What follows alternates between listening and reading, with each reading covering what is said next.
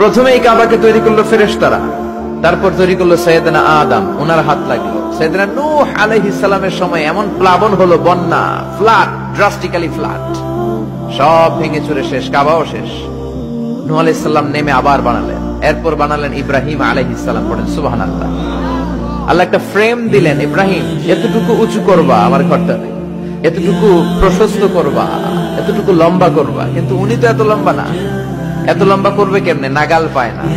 বানানোর পরে দাঁড়িয়ে আছে, আর উপরের দিকে উঠতে পারে না। আল্লাহ বললেন, don't worry about it, I am sending a beautiful stone from paradise. আমি জান্নাত থেকে একটা স্পেশাল পাথর পাঠিয়ে দিচ্ছি ইব্রাহিম, ওইটার উপরে দাঁড়াও, উপরে উঠতে মন চাইলে উঠে যাবে, নিচে নামতে মন চাইলে নেমে যাবে। মাকাম ইব্রাহিম, জান্নাত থেকে আসা ওই পাথর কাবা ঘরের পাশে আজও আছে না নাই? উনি দাঁড়ালেন, উপরে ওঠা দরকার উঠে যেত অটোমেটিক, নিচে নামা দরকার নেমে যেত।